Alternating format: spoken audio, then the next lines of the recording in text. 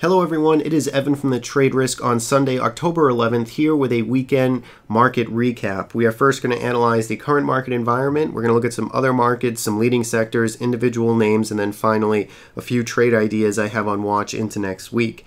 Now jumping into this week's action, the bulls had a very impressive week, closing up over 3% and taking out some pretty significant resistance here right around the SPY 190 to 200 zone. This was the levels that we failed at earlier in September. These are also the levels that held as support prior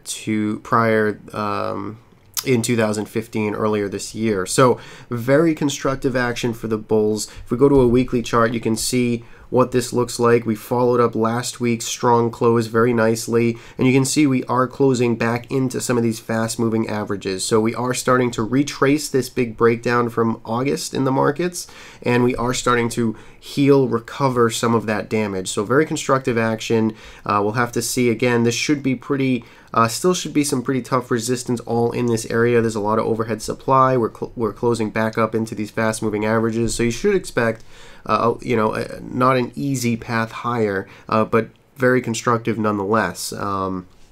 If we go back to a daily time frame, you can see on this time frame all the fast moving averages are below price, very supportive of this recent move higher. Now on the flip side, the only concern is the stretch, sort of overbought action here in the near term. We've covered a lot of ground really quick ever since last week, pivoting off this 187 area in the SPY, and we are now back up at 201 in very short order. So we are definitely overheated right now, but again, I think all things considered, very constructive. The bulls have the ball here, and heading into next week, it's going to be very interesting to see how much of these gains they can hold on to, or potentially can they add to them.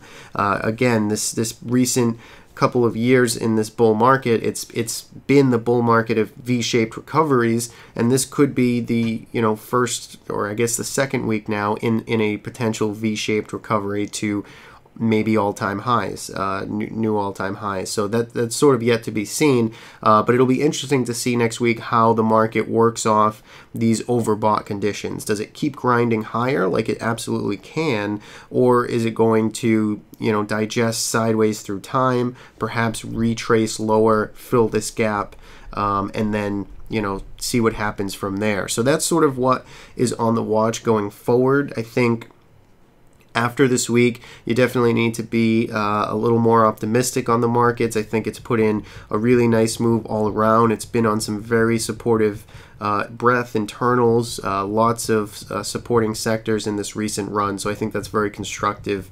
looking ahead. Now, if we look at some other markets, we'll look at the small caps. You can see they are closing pretty much right at around this area that has been resistance here over the past couple of weeks to the past couple of months. Again, still sort of in this downtrend, maybe a neutral pattern right now. Hasn't quite taken out the prior swing high here back from mid-September. So it doesn't look as good here in the small caps, but still a nice week, closing up 4.5%. So very constructive action. Again, all things considered, back to the top end of this range. And then finally, the Qs closed up 2.5% this week, and you can see that they're at this area that has again held as support for a lot of 2015, and then it held as resistance here on this recent push higher in mid-September. So that's sort of where we are with the markets right now. Bulls taking over control here in the short to intermediate term, but they are a little bit stretched, and I think they'll be tested to see how much they can hold on as far as these recent gains go in this coming week. Now, if we look at some other markets, TLT, we'll start there. This one still kind of hanging out here. It's just moving sideways, not that clean altogether. It's battling in between or right around this area of interest at around 123. Again, you got this dual picture here of these bearish opens where we gapped up really above price, above the prior session, but then price just continued to sell off, and those both times now are marking at least some short-term downtrending action. So we'll have to see if TLT can get back above 123, 124, start to look a lot more constructive, and then again on the downside you'd have to look at this previous pivot low down here around 118. So it doesn't look too actionable, but that's sort of the levels I'd be keying off of. Gold, this one starting to perk back up, starting to take out this previous support level, which has held as resistance now in the past couple of tests. So starting to look a lot more constructive in the metals. Same thing with silver, back above this important band. So finally we're starting to get a little more optimistic here on the metals, starting to shape up, maybe start to look for some long trades here as rotation seems to be happening in these sectors. Now if we go to the oil sector, USO, this one had a nice breakout this week above this this trend line right here. It's been consolidating nicely in a pretty tight pattern, so it is starting to break out to the upside again. If we look at a weekly chart, you can see this was the pattern. We had this nice bullish engulfing bar, went sideways for 4 weeks, trying to break out now. So we're back at this decision area right around $16 in USO. So I think this is the highs from this week. If we can start to get some continuation above there, then we start to get back into this old prior range that we were in, and possibly as a long-term target we get this open gap here. Maybe that needs to get filled before maybe more downside, maybe more sideways, more chop, who knows. But for now the bulls do have the ball here. We are still long this. We've been in this for some time now, and we're going to look for higher prices here going forward.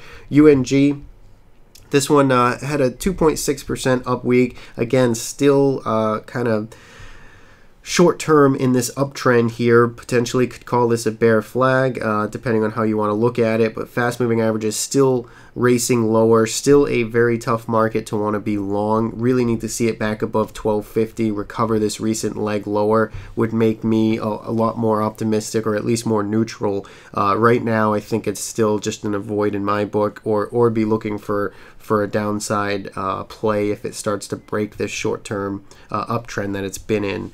Moving from here, we can look at some of the leading sectors. I think SMH, so the semiconductors, this one's been, this group has been strong. You can see we are very clearly above this the prior highs here in mid-September. We are now back to a pretty interesting breakdown area. This held as support for a while, mostly in the beginning of 2015. So the semiconductors, while they have been laggards for most of 15, they are starting to perk up now, catching that sort of perhaps oversold bid, but we are seeing some nice rotation there. Even the material names, again, these were names that were beaten up, but they are seeing a quick move over the past couple of weeks. Industrials, XLI, same exact thing here. We're back above the previous September highs, so definitely seeing some rotation there. And energy too, through the help of crude getting a nice lift this week. This sector has also been on fire with a nice move. Perhaps all of these recent ones, XLB, XLI, XLE, all quite all at least slightly overbought here, extended away from the fast moving averages, and they all have been in some pretty at least multi-month downtrends. So you got to be a little bit wary trying to buy here or to chase this right here, but again, the momentum is strong, so we'll have to see how these shake out, and again handle some of these conditions into next week. Now if we get into some individual names, we'll just run down the list. Some of the more popular names: Apple, pretty much range bound, not too much to say about it. I think you got the lows down here around 106, 107. You got the highs around 118. Let it just, let Apple just do its thing here, move sideways, and set up for the next directional move. Google, this one a little more constructive here. It's at a resistance area. If we can start to get back above 675 or so, I think it starts to make a run for these all-time highs right around $700 or so. So keep this one on watch. Been basing out, looks constructive. We'll have to see if that one continues. Amazon, probably my favorite out of these big tech names here. Amazon is at resistance, needs to clear above this 540, 545 area, would start to make new all-time highs. I'm watching this one closely. I like it above this area. I'd be interested in a long trade, so I am keeping this one on my watch list. But Amazon definitely looks constructive out of a lot of these names. Netflix, This one had a nice move. I know this was, you know, it had some headline news this week. I think raising prices on some of their subscription services. Back to the top end here around this 116, 117 area where price made a pivot and failed at for a couple of times now. So it's, we'll see how this one handles this area. It's still a little bit messy, a little wide for me to jump on board this, but certainly the trend is up on you know, virtually all time frames. So very constructive there as well. Facebook getting very interesting again, needs to start to firm up a little bit more, start to work off and get above this $96 area. And similar to Amazon, I'm very interested in this. If we can start to clear this area, it would start to make all-time highs again. Of course, those were up here right around $99, so it would have a little more work to do, but I think getting above $96 definitely sets it in motion. Maybe finally tag $100 in Facebook later this year. I think it's definitely possible in the coming weeks if this continues to shape up. Twitter had a nice move this week. This one's also been in the news, you know, with the new CEO appointed and you know, getting some headline risk in general there, or some headline news with some new product and feature announcements. So Twitter's interesting. It definitely, you know, it took out this important level around here, right around $28 or so. It's back above $30. So we'll have to see how this one continues to handle some of the overhead supply that is all lurking around this $35, $36 level. There's a ton up there, but perhaps, you know, without a lot of supply traded above $30, it could move pretty quickly to this prior, you know, to maybe fill this gap here from late July, and then possibly retest this resistance up here right around $36, $37. Could be in the cards over the next few weeks if Twitter momentum continues in the bulls' favor. And then finally, Tesla getting a little weak now, breaking. You know, we noted this a couple of days ago, that when it broke this pivot here, we knew that something was not right. You know, that definitely wasn't something the bulls wanted to see us lose this 235 area, and it is continuing to slide lower. There is a lot of risk. It's a wide range, so there's certainly risk all the way back down to these, you know, high $100 levels if this continues to rotate out and sort of and push out some of the weak longs here. So definitely doesn't look too actionable right now. It just needs more time, but it's you know, bearish alignment right now as it continues to head lower. And then we'll talk real quickly about Alibaba, which is shaping up back to the top end of this range that it's been in. The fast moving average is starting to curl over. It's breaking this downtrend that it's been in, so looks constructive here for Alibaba. Look at all of these green candles here in a row, so very constructive action. Perhaps a little stretched right now, but if, you know, getting back into the $70 level, I think starts to get this one looking a lot more constructive on the long side.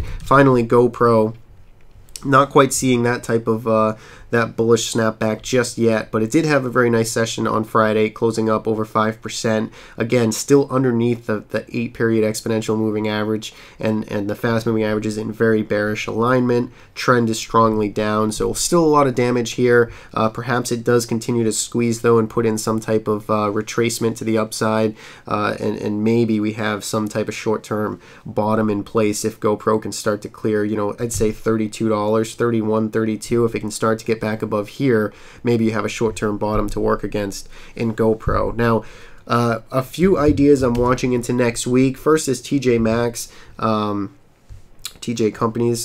This one is breaking above some recent resistance. You can see these topping tails here on the weekly time frame. It's really been struggling to close above $72 for the past couple of months. We finally got that this week on a strong close, up over 2%, cleared this cluster. So let's see if this one can continue. Again, on the weekly time frame, it's been in an uptrend, so that one looks like it could be in motion again to the upside. CHD is another one.